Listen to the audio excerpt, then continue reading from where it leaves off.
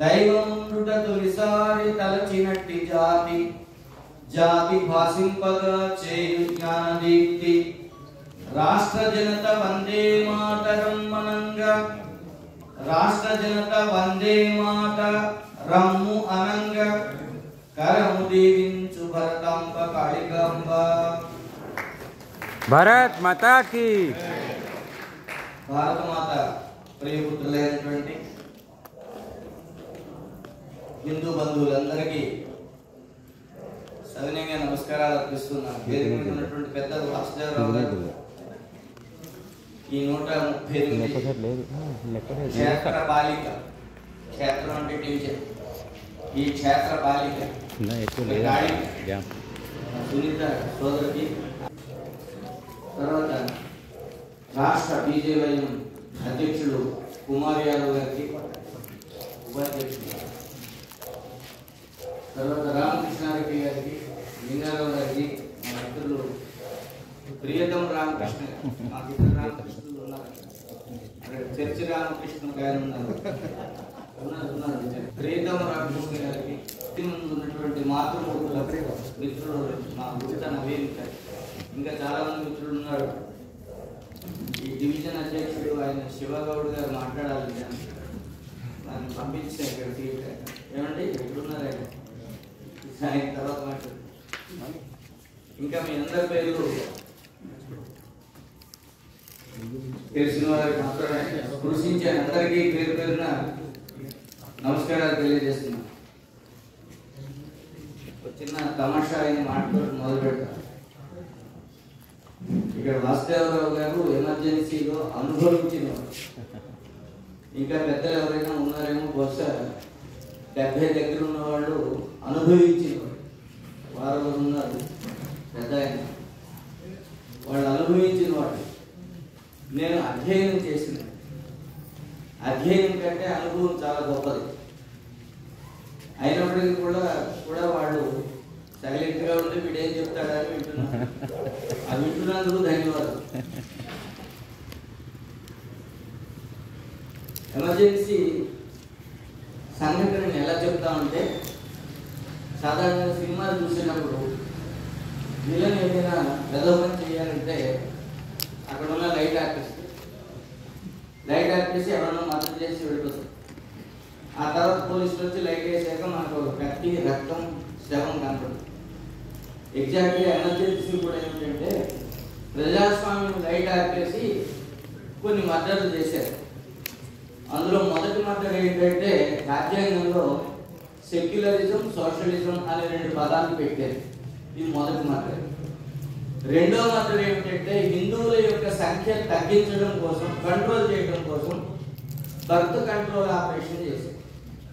ఈ బర్త్ కంట్రోల్నే మేము సరదాగా భర్త కంట్రోల్ ఆపరేషన్. ఇది అందరూ విద్యావంతులు ఉన్నారు కాబట్టి చెప్తున్నాను. జినోసైడ్ అని ఇంగ్లీష్లో మాట్లాడుతుంది. జినోసైడ్ అంటే అర్థం ఏంటంటే, ఒక ప్రదేశంలో కొన్ని తెగల వాళ్ళు, కొన్ని జాతుల వాళ్ళు ఉంటే ఒక జాతి వాడు పూర్తిగా లేకుండా చేయడం కోసం చేసే పనిని జినోసైడ్ అంటారు. హుటు, టుట్సు అని 2 తెగలు ఉన్నాయి సౌత్ ఆఫ్రికా. వీళ్ళు ఎంతమంది ఉంటారంటే, వీళ్ళు 1900 మంది ఉంటారు, వీళ్ళు 2000 మంది ఉంటారు. వీళ్ళు ఎప్పుడు కొట్టుకు వస్తూ ఉంటారు, తినడానికి తిండి ఉండదు. ఏమిటంటే, ఈ ఐలాండ్లో ఉంటే మేమైనా ఉండాలి, మీరైనా ఉండాలి. అందుకని వీళ్ళు ఏం చేస్తారంటే, అక్కడ ఉన్న ఆడవాళ్ళని ఎత్తుకుపోవడం ఒకటి జినోసైడ్లో ఉన్న లక్షణాలు. ఆడవాళ్ళని ఎత్తుకుపోవడం ఒకటి. ఇక అక్కడ మరి పుట్టుకలు అనేవి ఉండవు.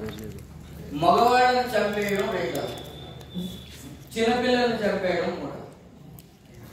ముసలివాడిని మాత్రం ఏమని వదిలేస్తారు, వాడి వల్ల రీప్రొడక్షన్ ఉండదు కాబట్టి. ఇది జీనోసైడ్ లో ఉండేటువంటి లక్షణం.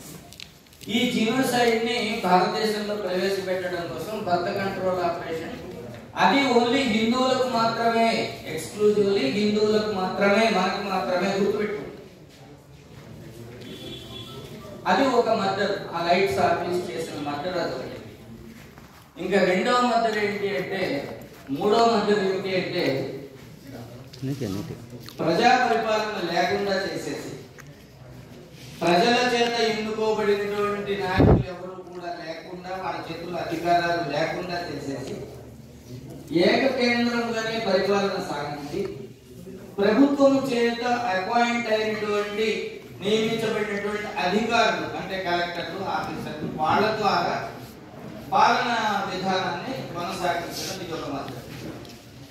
ఇంకా మరొక మద్దతు ఏమిటి అంటే ఆ చీకట్లో జరిగింది సమాచార శాఖ పత్రికల స్వేచ్ఛను మొత్తం పత్రికలు, రేడియో ఇలాంటి సమావేశాలు, ఈ సమాచార విధానం మొత్తాన్ని సెన్సార్ చేయడం, కొన్ని పత్రికలను మూసేయడం, మొండిగా ఉన్నటువంటి స్టేట్స్మెన్, మదర్ల్యాండ్ ఇలాంటి గొప్ప గొప్ప పత్రికల్ని వాటికి కరెంట్ సప్లై చేయకుండా బంద్. ఇప్పుడు ఈ మీటింగ్ ఆపమన్నారండి, మనం ఆపలేదండి, ఏం చేయాలి? కరెంట్ ఆపిస్తే చాలు, పోల్ దగ్గర ఎక్కడో కట్ చేస్తే చాలు. ఇలా పత్రికలను నడవనివ్వకుండా చేయాలి. ఇలా అనేకమైనటువంటి మద్దతులు ఆ చీకట్లో 50 ఏళ్ల కిందట జరిగాయి. 1975 జూన్ 12వ తేదీ నాడు ఇందిరాగాంధీ గారి యొక్క ఎన్నిక సవాలు చేసినటువంటి వ్యక్తి రాజనారాయణ గారు. ఇందాక చెప్పారు. ఆ రాజనారాయణ గారు సవాల్ చేసినటువంటి కేసులో జగన్మోహన్ సిన్హా అనేటువంటి జస్టిస్ తీర్పిచ్చారు, ఇందిరాగాంధీ గెలుపు చెల్లదు అని. అదే జూన్ 12. ఆ తర్వాత అన్ని జరిగిన తర్వాత ఉద్యమాలు వచ్చినాయి. నువ్వు ఎలా ఉంటావు కుర్చీలో? ఖచ్చితంగా ప్రతిపక్షాలు అడుగుతాయి. వీళ్ళందరినీ నోటు ముయించాలి అంటే ఏం చేయాలి అంటే ఖచ్చితంగా దీపాలు ఆర్పాలి, లైట్స్ ఆఫ్ చేయాలి. ఆ లైట్స్ ఆఫ్ చేయాలి అంటే ఎవరు సహాయం ఉండాలి? మన మాట వినేవాడు ఉండాలి. స్విచ్ బోర్డు దగ్గర స్వాతంత్రం వచ్చిన దగ్గర నుంచి ఇలాంటి స్విచ్ బోర్డు దగ్గర మా వాడిని పెట్టుకున్నాం. అలా విద్యా విధానంలో వచ్చినటువంటి ఎడ్యుకేషన్ మినిస్టర్లు అందరూ మా వాళ్ళే. ఎవరు? మౌలానా అబుల్ కలాం ఆజాద్. ఇప్పుడు ఈ switch board, main switch board అంటే ట్రాన్స్ఫార్మర్ దగ్గరే ఒకడు ఉన్నాడు, సబ్ స్టేషన్ దగ్గరే ఉన్నాడు. ప్రెసిడెంట్ ఆఫ్ ఇండియా వాడు ఎవడు అంటే ఫక్రుద్దీన్ అలీ అహ్మద్. ఏ మనవాడే, అసమదేవుడు. పట్టించేవాడు మనవాడైతే పంక్తిలో ఎక్కడ కూర్చున్నా మనకి భోజనం దొరుకుతుంది. అందుకని అర్ధరాత్రి జూన్ 25 రాత్రి ఇందాక 11:30 వారికి శ్రీముఖం వెళితే చాలా చక్కగా మంచి ముహూర్తంలో అర్ధరాత్రి దెయ్యాలు వేట. మా వాళ్ళు దెయ్యాలు ప్రేమించుకునే వేట. ఈ దెయ్యాలన్నీ ఢిల్లీలో ప్రేమించుకుని ఆ ఆర్డర్ మీద సంతకం పెట్టేసి ఇక తెల్లవారు లేదు, ఇక అరెస్టులు మొదలయ్యాయి. ఎవరిని అరెస్ట్ చేయాలి అంటే ఎవరిని లేదండి, చాలా సింపుల్. ఎవడు భారత మాతను చేయంటాడో వాడిని ముందు రాదు. అంటే ఎవరిని పట్టుకోవాలో ఒక ఐడెంటిఫికేషన్ కావాలి కదా. ఏ వంక మీద అరెస్ట్ చేయాలి, ఎవడు దేశభక్తుడు అంటాడో వాడిని తీసుకెళ్ళి అంటాడు. ఇక ఒక పక్క నుంచి ఈ బర్త్ కంట్రోల్ ఆపరేషన్లు చేయడం అనేటువంటిది కుమార్ రాజా వారు స్వీకరించారు. ద గ్రేట్ సంజయ్ గారు. అమ్మ నీకెందుకు, నేను ఉన్నాను కదా, నేను ఆ పని చూసుకుంటా. ఇక ఆయన బస్తీల మీద పడి ఊర్లో ఆంబోతులాగా దొరికిన వాడిని దొరికినట్టే తీసుకెళ్ళడం, కోసుపారి. మన హైదరాబాద్ చాంద్రాయణగుట్టలో 15 ఏళ్ల అబ్బాయిని కూడా తీసుకెళ్ళారు. ఆ సమయంలో వాళ్ళు చేసినటువంటి బర్త్ కంట్రోల్ ఆపరేషన్లో దేశవ్యాప్తంగా 83 లక్షలండి, 83 లక్షల మంది హిందువుల యొక్క మగ యొక్క సంతానోత్పత్తి వ్యవస్థ నిరోధించబడింది. అర్థమైందా? ఇది జరిగిన వెంటనే ఒక పక్కన ఆరోగ్య శాఖ నుంచి ఏం చేశారంటే పెద్దవాళ్ళకి గుర్తుంటుంది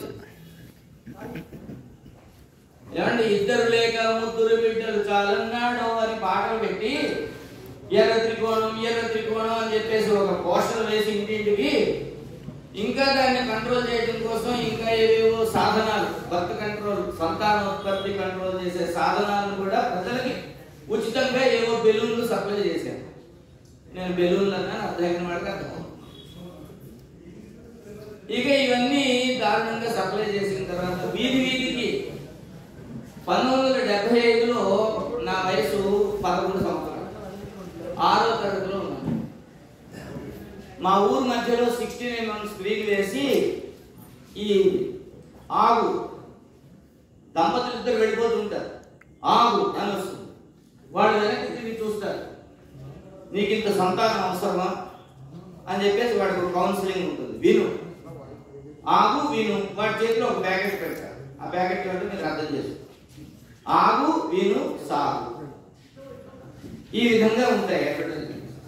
ఇవన్నీ కూడా ఢిల్లీ కేంద్రం వారి యొక్క సెన్సార్ స్పాన్సరింగ్ లో వచ్చినటువంటి వ్యవస్థ. అర్థమైన వాళ్ళకి అర్థమైంది.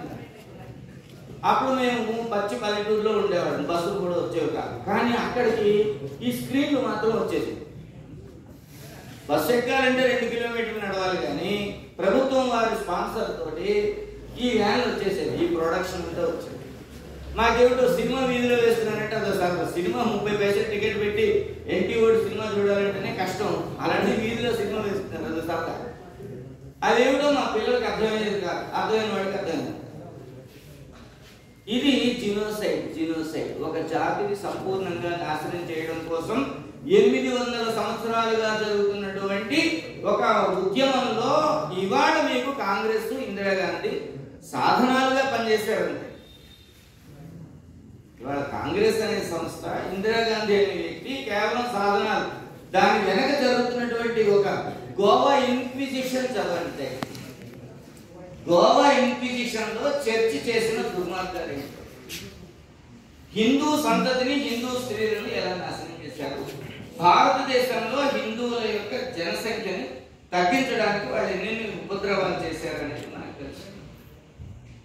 1975 వచ్చేసరికి ఆ వెధోపం చేయడానికి వీళ్ళు క్యారెక్టర్స్ రోల్ ప్లే చేశారని. మనం చరిత్రని అధ్యయనం చేయకపోతే, ఇందాక చెప్పారు, చరిత్ర మనకు తెలుసుకోకపోతే పిల్లలు వెళుతుంటే రమ్మని చెప్పారు, మనకు తెలియాలి. ఎమర్జెన్సీ అంటే వీళ్ళు చాలా మందికి తెలియదు. చాలా మంది చెప్తుంటే అవునా, దొరికిన వాడిని దొరికినట్టు అరెస్ట్ చేశారు. ఈ అరెస్ట్ కాకుండా కొంతమంది తప్పించుకున్నారు. ప్రతి ఒక్కరి సంచిలో ఇక్కడి నుంచి రైలు ఎక్కి ఎక్కడికో వెళ్ళాలి అంటే సంచిలో ఒక గళ్ళ లుంగి, ఒక అంగి, ఒక చిల్లు టోపీ, ఇది పక్క యూనిఫామ్. తప్పించుకోవడం అందరి దగ్గర ఇలా ఉండేది. ఇలా ఎక్కువ సార్లు తప్పించుకున్నటువంటి వాళ్ళు కొంతమంది ఉన్నారు. ఉస్మానియా యూనివర్సిటీలో తెలుగు ప్రొఫెసర్ గా చేసిన కసిరెడ్డి వెంకటరెడ్డి, అప్పుడు ఆయన కామారెడ్డిలో లెక్చరర్ గా చేశారు. ఆయన ఎక్కువ సార్లు తప్పించుకున్నారు, అరెస్ట్కి దొరకకుండా. అరెస్ట్కి దొరికిన ప్రొఫెసర్ ఎవరంటే ఉస్మానియా యూనివర్సిటీలో ముదుగొండ శివప్రసాద్. ఇప్పుడు ఆయనకి 87 సంవత్సరాలు. ఆయన సెక్రటేరియట్ దగ్గర ఎల్ఐసి ఆఫీస్ దగ్గర అరెస్ట్ చేశారు. ఎందుకు నిన్ను అరెస్ట్ చేశాను అంటే, నువ్వు భారత మాతకి చేయన్నావు, నువ్వు దేశభక్తుడు. అయితే బాబు, నేను దేశభక్తుడిని కాదయ్యా, దేశభక్తుడు ఎవరు అంటే వినాయక్ దామోదర్ సావర్కర్ అయ్యా. సావర్కర్ దేశభక్తుడు, నేను దేశభక్తుడిని కాదంటే, లేదు లేదు నువ్వు దేశభక్తుడిని, నేను అరెస్ట్ తీసుకెళ్ళి ఇచ్చేది పెట్టి ఎక్కడ ముషీరాబాద్ సెంటర్ చేయాలి. అప్పుడు ముషీరాబాద్ గాంధీ ఆఫీస్. ఆ అరెస్ట్ చేసిన వాడు నటరాజన్ అనేటువంటి విషయం. ఇది నీకు ఎలా తెలుస్తున్నాడు మూర్తి అని అడగండి. ఆ నటరాజన్ కొడుకు నా స్టూడెంట్ సెయింట్ ప్యాట్రిక్ స్కూల్. ఆయన డిఎస్పీగా రిటైర్ అయ్యాడు. ఇప్పుడు ఆ నటరాజన్ 76 తమిళనాడులో. అతనికి విచిత్రం ఏంటంటే, అతను పోలీస్ డ్యూటీ చేశాడు కానీ అతనికి ఆర్ఎస్ఎస్ లో ఓటీసీ.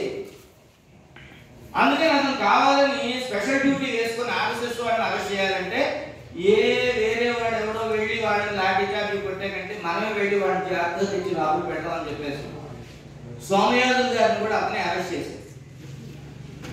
వీళ్ళందరినీ జాగ్రత్తగా జైల్లో పెట్టి మిస్హ్యాండిల్ చేయకుండా జాగ్రత్తగా చూసుకునేటువంటి పోలీసులు కూడా ఉన్నారు. ముదుగొండ శివప్రసాద్ గారు ఇక్కడ అరెస్ట్ అయ్యారు. వరంగల్లో బిరుదరాజు రామరాజు గారు అరెస్ట్ అయ్యారు. ఘనశ్యామలో కొత్తపల్లి ఘనశ్యామ ప్రసాద్ ప్రొఫెసర్ అమలాపురం లెక్చరర్, ఆయన రాజమండ్రి ప్లాట్ఫామ్ మీద అరెస్ట్ చేసి లోపలేశారు. ఇక ఆంధ్ర యూనివర్సిటీలో చెప్తున్నాను వినండి, గెలాక్సీ చిలుకూరు సుబ్రహ్మణ్య శాస్త్రి గారు, దెందులూరు శివప్రసాద్ గారు, దశరథ రామయ్య గారు, యూనివర్సిటీలో వీళ్ళందరూ ప్రొఫెసర్స్. ఉపాధ్యాయ వృత్తిలో ఉండి ఎమర్జెన్సీని అటాక్ చేసి మా ఉద్యోగాలు పోయినా పర్వాలేదు, మేము మనం ఎదిరిస్తాం అని కమిట్మెంట్తో రోడ్డు మీదకి వచ్చి ఉపన్యాసాలు ఇచ్చి అరెస్ట్ అయినటువంటి ఒక గెలాక్సీ. తర్వాత సిరివెన్నెల సీతారామ శాస్త్రిని సినిమాల్లోకి తెచ్చినటువంటి సత్యరామ మాస్టర్. వీళ్ళందరికీ మించి పివి చలపతిరావు గారు, ఇవాళ ఎమ్మెల్సీ మాధవ్ వాళ్ళ నాన్నగారు. పివి చలపతిరావు గారిని మారువేషంలో అనకాపల్లిలో వేదిక వరకు తీసుకెళ్లినటువంటి ఆర్ఎస్ఎస్ కార్యకర్త ఎవరో తెలుసా? మన విష్ణుభట్ల రామచంద్ర గారు, సఫిల్ కూడా.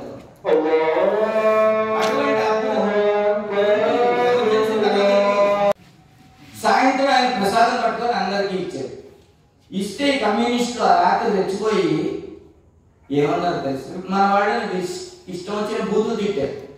బూతులు అంటే ఇలాంటి అలాంటి బూతులు కాదట. అవి ఎలాంటి బూతులో మనం ఈజీగా అర్థం చేసుకోవడానికి వాళ్ళ ఒక సంఘటన జాగృతిలో రాశారు, చదవండి వీలైతే.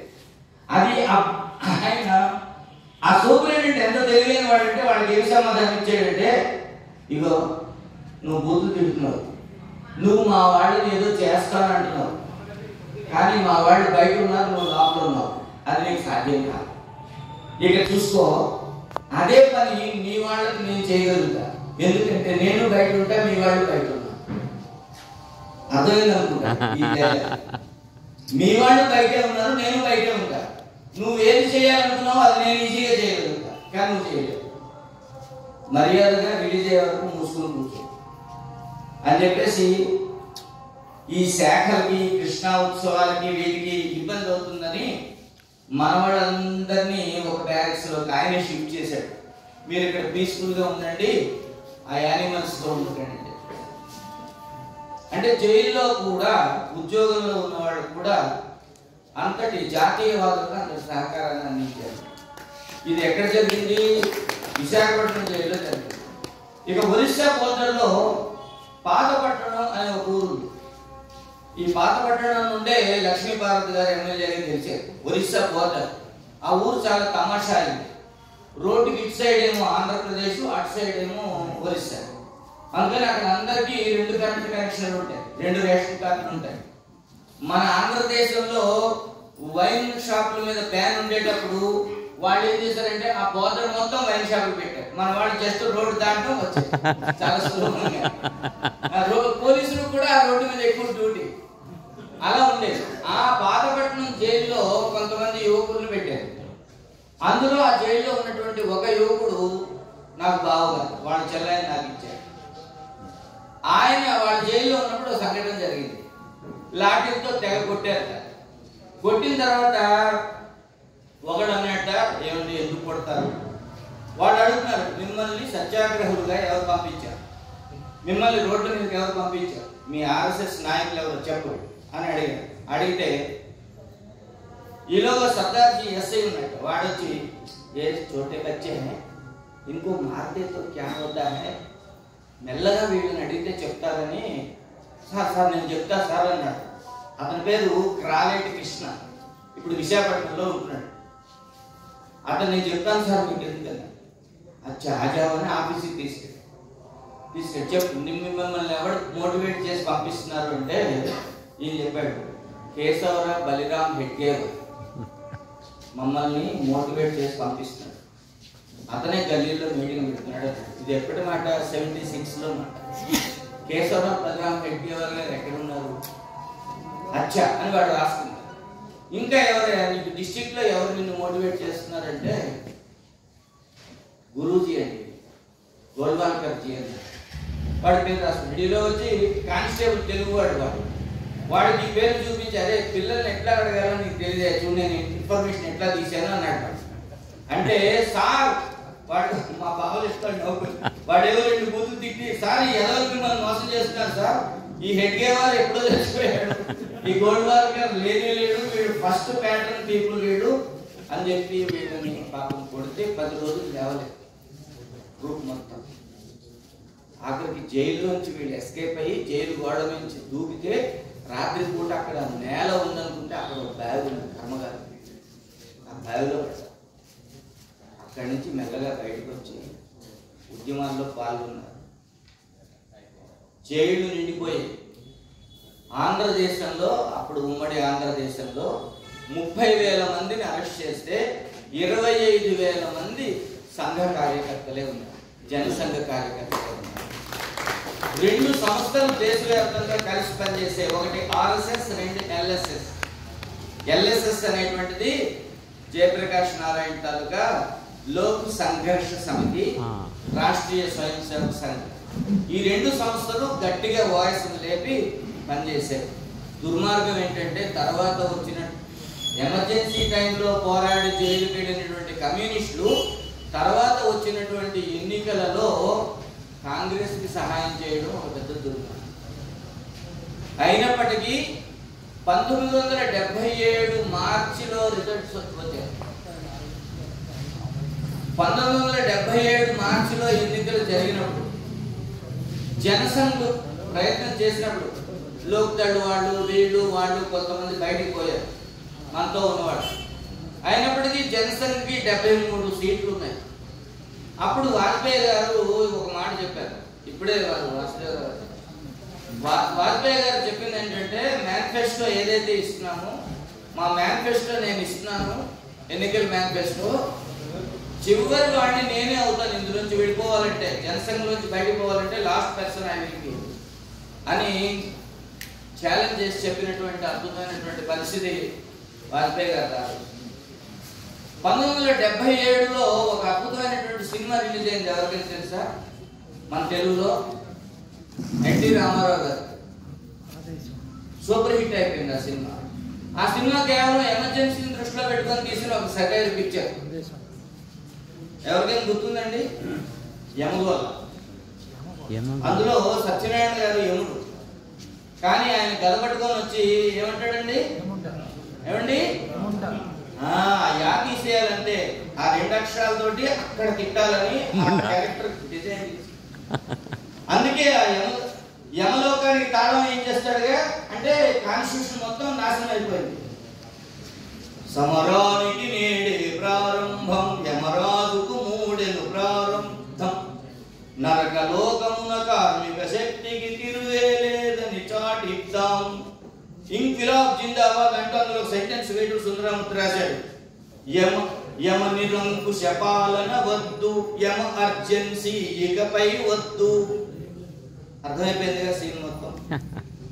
అప్పుడు 77లో ఇందిరాగాంధీ మీద వ్యతిరేకత పడినటువంటి ఎన్టీ రామారావు అదే వ్యతిరేకతతో తర్వాత పనిచేశాడు. 1979లో 77లో మీకు రిజల్ట్ వచ్చింది. దుర్మార్గం ఎక్కడ జరిగిందో తెలుసా మీకు? భారతదేశం మొత్తం మీద జనసంఘ్, జనతా పార్టీ, నాగలు పట్టిన రైతు జనతా పార్టీ గుర్తు. మా పల్లెటూరులో ఒక 20 మంది 30 మంది యువకులు జనతా పార్టీ గుర్తు పట్టుకుని తిరిగేవారు. ఊరంతా కాంగ్రెసే, పెద్ద పెద్దలు, నాయుడు, క్షత్రియులు, వైశ్యులు, వీళ్ళంతా కాంగ్రెసే. ఆవు దూడ గుర్తు రాకముందు కాంగ్రెస్ ఏ గుర్తు ఉండేదో తెలుసా? ఎద్దు, జోడెద్దులు. రైట్, కాడి జోడెద్దులు. ఈ కాడి జోడెద్దుల్లో స్ప్లిట్ వచ్చిన తర్వాత 2 ఎద్దులు ఎటో పోయాక ఆవు దూడ మిగిలే. ఈ ఆవు దూడ 77 ఎలక్షన్ లో ఓడిపోయి. ఈ ఆవు దూడ ఎవరు? ఆవు అమ్మ, దూడ సంజయ్ గారు. రేడియో వార్తల్లో ఎప్పుడైతే వీళ్ళిద్దరూ ఓడారని తెలిసిందో ప్రజలంతా ఆవు దూడ 2 పోయేట అని పండుగ చేసుకుని డాన్స్ చేశారు. అప్పుడు ఢిల్లీలో జనతా పార్టీకి 353 ఎంపీ సీట్లు వచ్చాయి. అంటే ఇవాళ మోడీ గారి యొక్క రన్ రేట్లో వచ్చింది. కానీ దౌర్భాగ్యం ఎక్కడ జరిగిందో తెలుసండి? మన తెలుగు వాళ్ళం మహామేధాల వర్గం మంది 42 ఎంపీ సీట్లలో 41 ఎంపీ సీట్లు కాంగ్రెస్ ఇచ్చారు.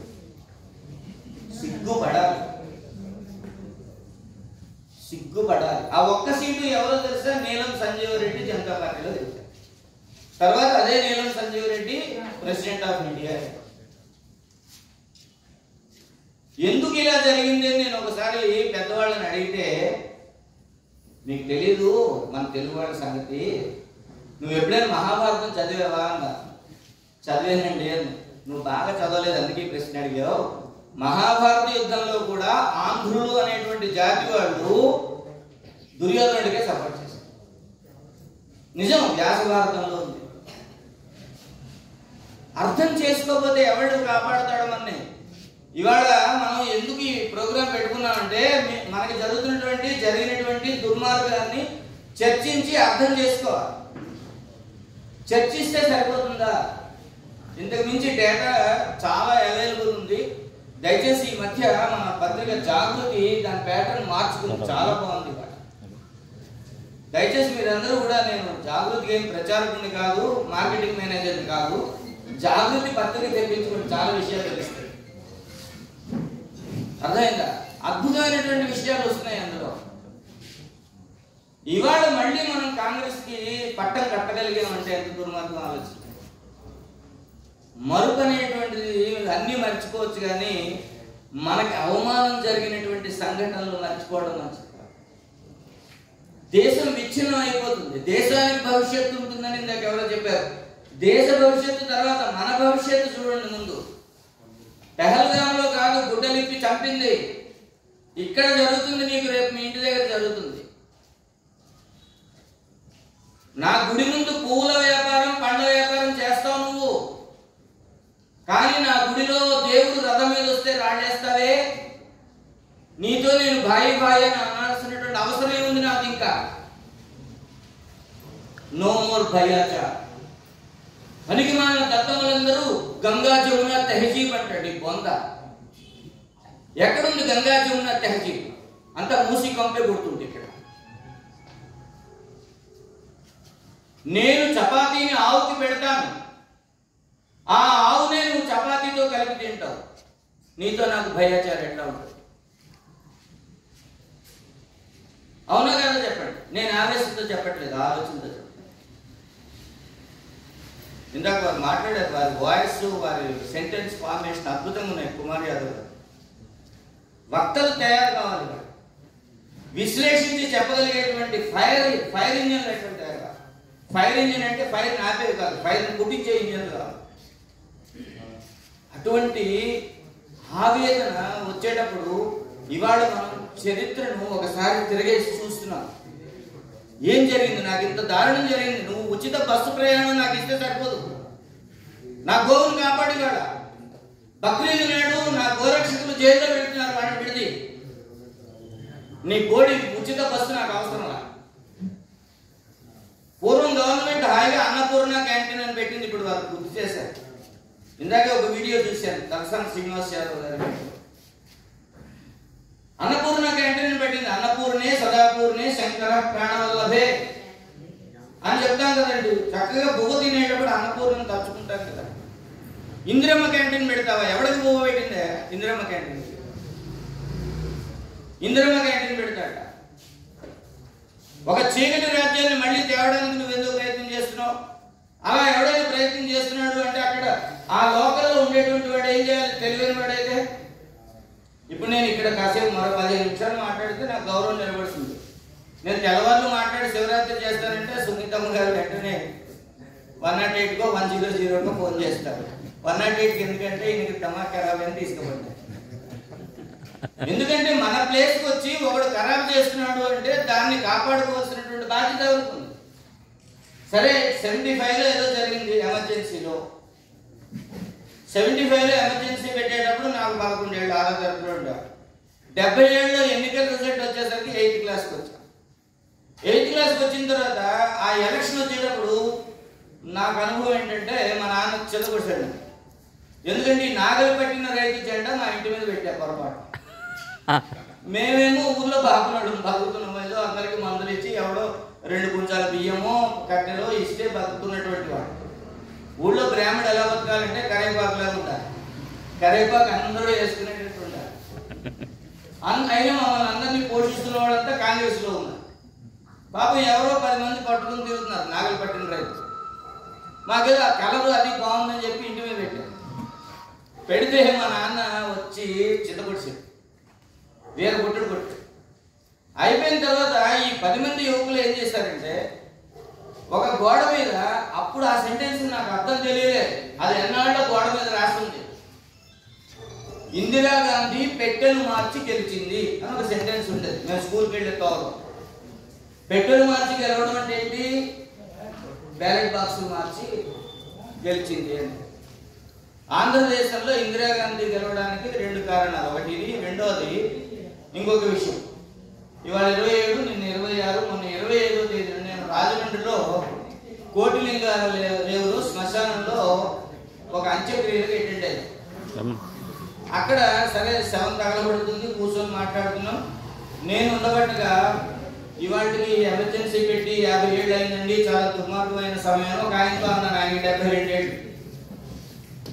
ఆయన అన్నాడు, మామ ఎమర్జెన్సీ వల్ల ఎంత మేలు జరిగిందో తెలుసా అన్నాడు. ఓ నీళ్ళట్టు కూడా ఉన్నారా అనుకున్నాను. ఏం జరిగింది అంటే నాకు ఉద్యోగం వచ్చిందన్నాడు. ఎట్టాలండి అప్పుడు ఎలా ఉద్యోగం వచ్చిందంటే అప్పుడు ఆయన ఒక అరగంట ఎక్స్ప్లెయిన్ చేశాడు.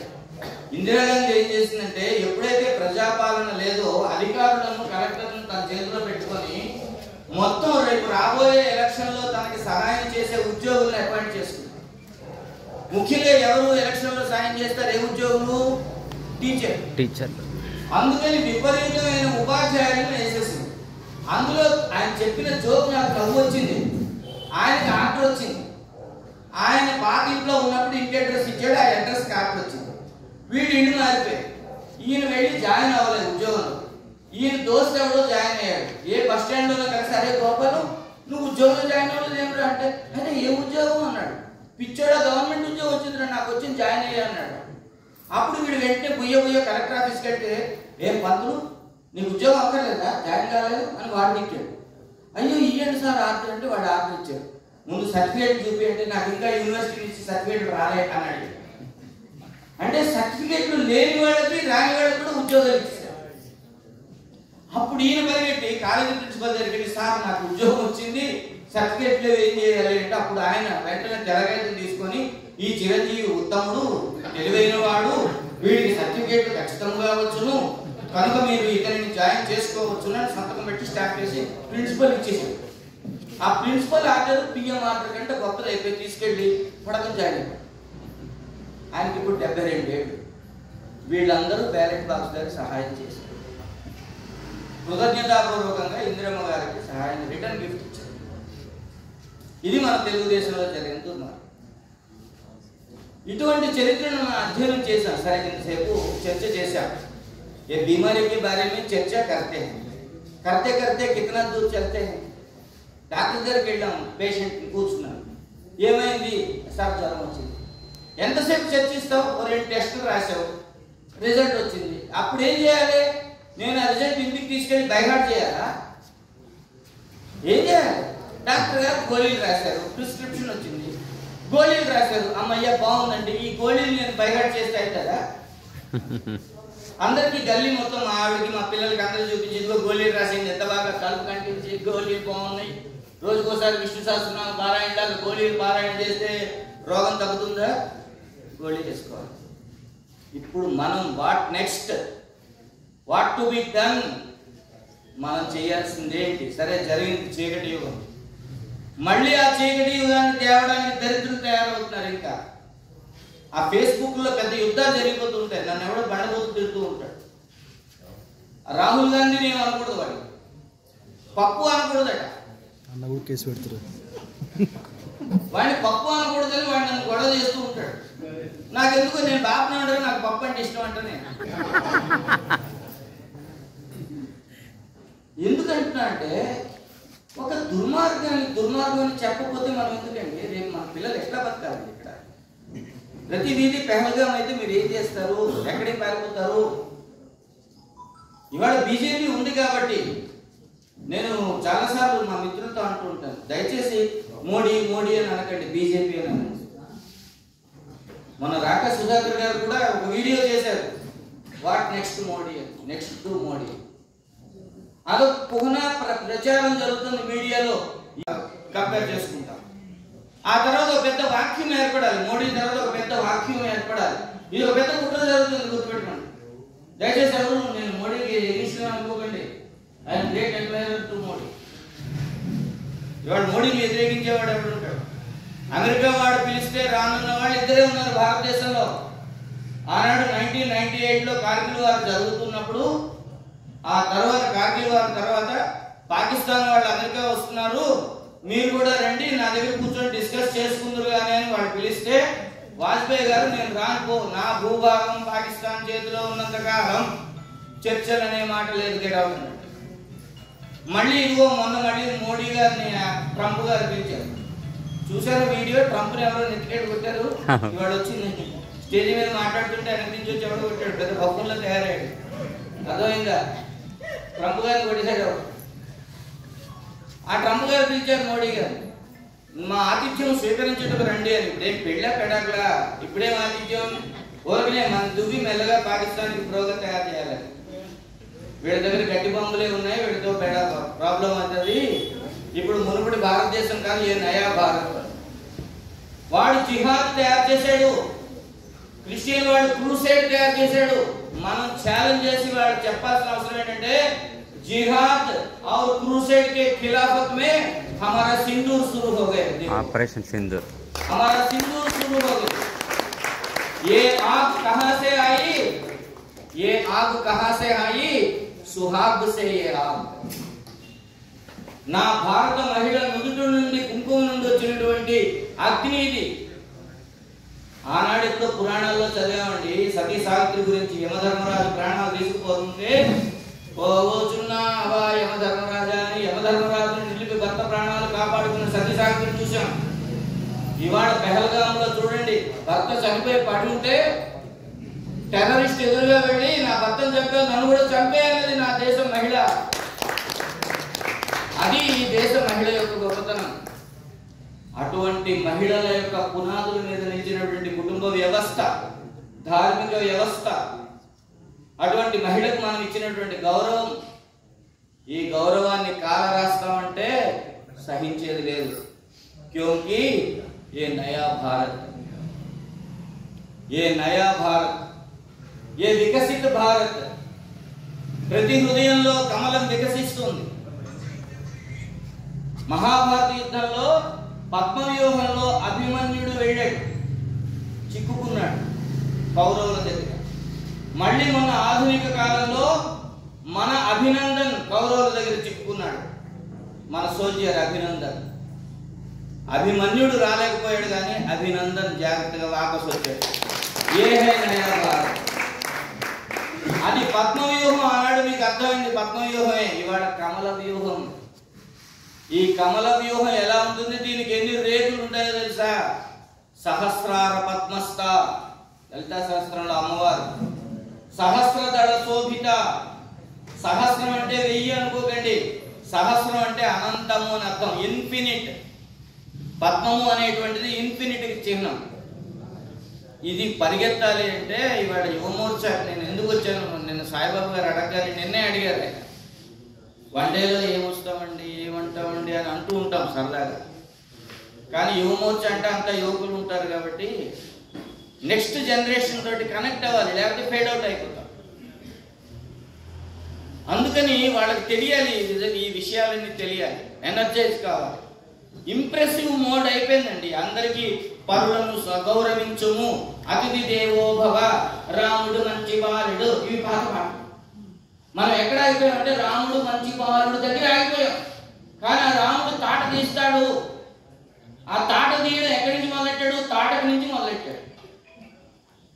రాముడు తాట తీయడం మొదలెడితే ఎలా ఉంటుంది? ఖరదూషణాదులను జనస్థానంలో 14,000 మంది రాక్షసుల్ని ఒకేసారి బాంబింగ్ చేసి, ఆపరేషన్ చేసి, అప్పుడు దాన్ని ఆపరేషన్ సింధూర్ అనాలో, ఆపరేషన్ సుందరకాండ అనాలో చూసుకోండి. ఈ దేశానికి ఆపరేషన్స్ కొత్త కాదు.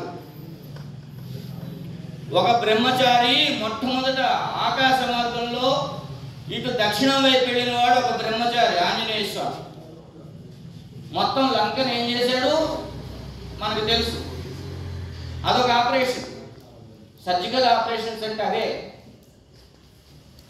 మరొక బ్రహ్మచారి ఆధునిక యుగంలో పడమటి దిశకు పసిఫిక్ మహాసముద్రం దాటి వెళ్ళాడు. ఈ రెండో బ్రహ్మచారి ఎవరు? స్వామి వివేకానంద. ఈయన ఫిజికల్ గా కాదు, స్పిరిచువల్ గా స్మాష్ చేసి పారేశాడు. మీ మతాలు, మీ తొక్క తీసుకోగలరు, మీ పుస్తకాలు. మీరు భారతదేశానికి వస్తే మాకు అన్నం పెట్టడానికి వస్తే రండి, కానీ మాకు దేవుడి గురించి అప్పుడు రాకండి. ఓదో దిక్కుమాల పుస్తకం ఒకటి పట్టుకొని సంకలో పెట్టుకొని బుయ్యో పరిగెట్టి అందులో ఎవడు కొడుకు ఎవడు, ఎవడు తండ్రి ఎవడు, ఎందుకు అందులో ఉన్న దేవుళ్ళు ఎంతమంది, వాడి దేవుడా వీడి దేవుడా, ఈ గల్లీలో ఒకడు ఆ గల్లీలో ఒకడు, మాకు ప్రతి గల్లీలో గణపతి ఒక్కడే దేవుడు, భాద్రపద మాసం వస్తే. ఇప్పుడు ఆంధ్రదేశంలో రామకృష్ణ గారికి ఇవన్నీ తెలుసు. ఆంధ్రదేశంలో ఈ చర్చ్ పాస్టర్లందరూ కొట్టుకు చేస్తున్నారు దశమ భాగాల కోసం. మొన్న మధ్య ఒక పాస్టర్ గారికి పెళ్లి సెటిల్ అయిందట. ఆ పెళ్లి సెటిల్ అయినప్పుడు అవతల ఆడపిల్లవాడు అడిగారు, పిల్లగాడు ఏం చేస్తాడంటే వానికి 2 చర్చిలు ఉన్నాయి అన్నమాట. అంటే ఏదో సాఫ్ట్వేర్ ఇంజనీర్ అంటే మస్తు కమాయిస్తుంది కదా. మీకు అదే ఇంకా చాలా విషయాలు ఉన్నాయి శేఖరన్న.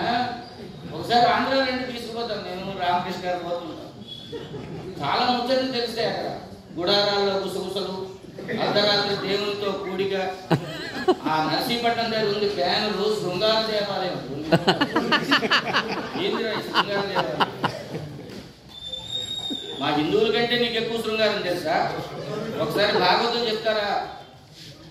మా శ్రీకృష్ణుడు కంటే శృంగారం తెలుసా నీకు? మేము అవి ఎక్స్పెరిమెంట్స్ అన్ని ఎప్పుడో యుగాల కింద చేసేసి, త్రేతాయుగంలో రాముని చూసాం, ద్వాపర యుగంలో కృష్ణుని చూసాం, అవన్నీ చూసి ఆ ఎక్స్పెరిమెంట్ అంతా మిక్సీలో వేసి ఇవాళ కలియుగంలో, కలియుగం అంటే అధర్మం అనుకుంటారేమో, చాలా పొరపాటు.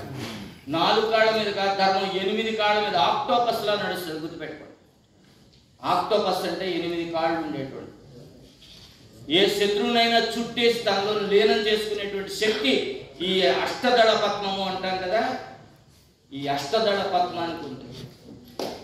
ఏ మతాన్నైనా సరే స్వీకరించి తనలో గుచ్చి కౌగిలించుకునేటువంటి దమ్ము, సత్తా, శక్తి నా మతానికి ఉన్నాయి. నీకింత రానిచ్చి అన్నం పెట్టి ఆశీర్వదించాం కాబట్టి నువ్వు వాడికి తెచ్చి మీరుతున్నావు. ఇక నయా భారత్ మే ఓ కామ్ నై చల్ అయిపోయింది. భయాచారం అయిపోయింది, గంగా జమున తెహజీబ్ అయిపోయింది. అన్ని రుచి చూసాం, నువ్వు చూసాం, మేము చూసాం. ఇంకా అందరికీ అర్థమవుతుంది, మన భాష శత్రువుకు బాగా అర్థమవుతుంది. కానీ దౌర్భాగ్యం ఏంటంటే మన వాళ్ళకి అర్థం కావట్లేదు. గుళ్ళోకి వెళ్ళండి, లలితా సహస్ర పారాయణ, శ్రీమాత శ్రీ మహారాజ్ఞి శ్రీమత్ సింహాసనేశ్వరి చిదగ్నికుండ సంభూత దేవత, చివరిలో పులిహార ప్రసాదం తీసుకొని వెంటనే ఇంటికి పరిగెట్టాలి. జరుగుతున్న దుర్మార్గం ఇదండి. మీరు ఎవరి దగ్గర పూలు కొంటున్నారు, ఎవరి దగ్గర పండు కొంటున్నారు? మీరు గోమాత మెడలో పూలు వేస్తున్నారు కదా, ఆ మెడలో కత్తి వేసేవాడి దగ్గర ఆ పూలు మీరు కొంటున్నారమ్మా. అవసరమా నీకు? ఆలోచించాలి. అలాగని అందరినీ దూరం పెట్టమని నేను చెప్పడం లేదు. అబ్బో వాడు ఇచ్చిన కీరు తాగేసి దిక్కుమాలేదో తినేసి అయిపోయింది. గలే గలే మిలే ఓ గలే కాట్ రహా. నిజం తెలుసుకోరా ఆయన, జరుగుతున్న దుర్మార్గం ఇది. నిజంగా ఆత్మీయతతోటి ప్రాణప్రదంగా మనతోటి స్నేహం చేసేవాడిని మనం ఎప్పుడు దూరం చేసుకో. వాడు ఏ మతం వాడైనా సరే. మా రామకృష్ణ గారికి తెలుసు, కొంతమంది తెలుసు. నేను పనిచేసిన స్కూల్లో 16 మంది క్రిస్టియన్ ఫాదర్లు నాకు ఫ్రెండ్స్ ఉన్నారు. ఇప్పుడు కూడా వాళ్ళు ఫోన్లు చేస్తుంటారు, మాట్లాడుతూ ఉంటారు. వాళ్ళకేవో ఈ పాస్టర్ గొడవలు వీడియోలు పెడుతూ ఉంటారు. ఇదేదో చూడండి మీకు పనికి వస్తుంది. ఆ మార్కాపురంలోని, ఒంగోలులోని ఉంటారు వాళ్ళంతా. ఎందుకంటే మనం ఎవరిని దూరం చేయట్లేదు. ఈ ప్రవాహంలో, ఈ వాహినిలో, ఈ జీవన స్రవంతిలో మాతో పాటు కలిసి నడవండి. మీ దేవుడు ఉన్నాడు, సంతోషం, గుడి కట్టుకోండి, ఆనందించండి. వద్దని చెప్పడం లేదే. వద్దని చెప్తే ఈ కథ ఇంతవరకు వస్తుందా? గజానికి 10 చర్చలు వస్తాయా ఇవాళ ఆంధ్రదేశంలో? మొన్న రేవంత్ రెడ్డి గారు, నేను పేరు ఉపయోగిస్తున్నాను, ఇబ్బంది లేదు. రేవంత్ రెడ్డి గారు జనగణన కులగణన చేశారు. ఇచ్చిన దిక్కుమాలిన స్టేట్మెంట్ ఏంటంటే తెలంగాణలో క్రైస్తవులు లేరట. సిగ్గుందండి, దేంతో నవ్వాలి? లేరు కదా. దయచేసి మేము, మా సునీత గారు, మేము ప్రోగ్రాం పెట్టుకుంటాము. సికింద్రాబాద్ లో హరిహర కళాభవన్ ఒక్క ఆదివారం కనుక మీరు నాకు ఇప్పిస్తే నేను ఇవాళ కిషన్ రెడ్డి గారికి నా చర్మం కోసి చెప్పులు కుట్టిస్తాను. మీరు హరిహర కళాభవన్ అనేటువంటి హాలుని ఒక్క ఆదివారం నాడు నాకు ఇప్పిస్తే రానున్న 5 ఏళ్లకి రాసి ఇచ్చేశారు. వాళ్ళు రానున్న 5 ఏళ్లకి రాసి ఇచ్చేశారు.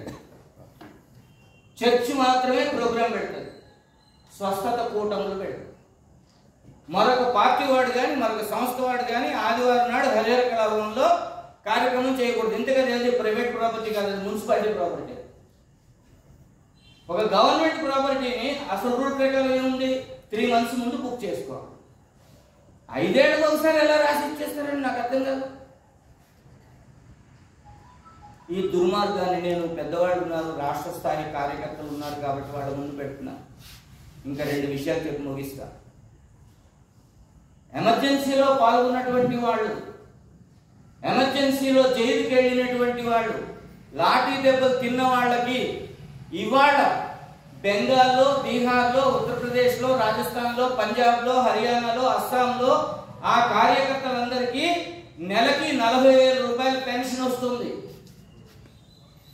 కేవలం సౌత్ ఇండియన్ స్టేట్స్కి రావట్లే. ఎందుకు రావట్లే? ఎవరు అడగాలి? ఎవరు వాయిస్ రేజ్ చేయాలి? ఢిల్లీలో మనం కాదా?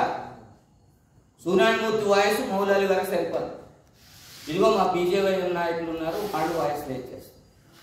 చెయ్యాలి ఖచ్చితంగా. దెబ్బ తగిలినప్పుడు ఏడవద్దా? దెబ్బ తగిలినప్పుడు తిరిగి కొట్టలేకపోయినా కనీసం దెబ్బ తగిలినాడు బాబుని ఏడవాలి.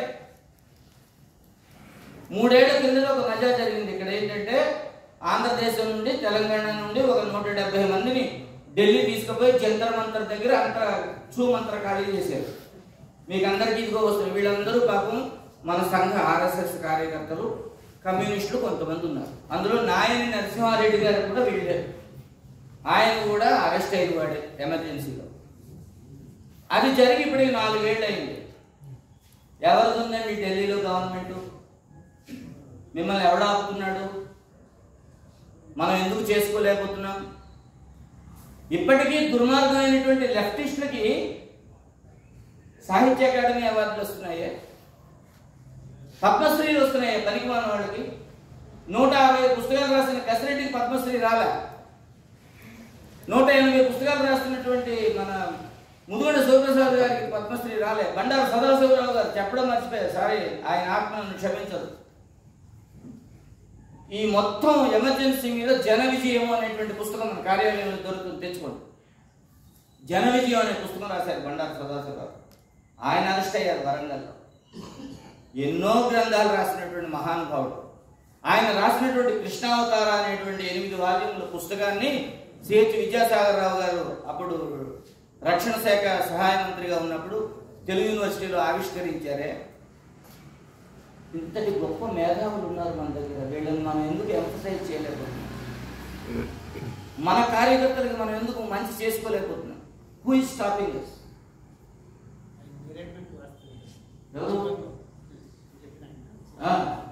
నేరేడుమెట్లో ఉండేవారట.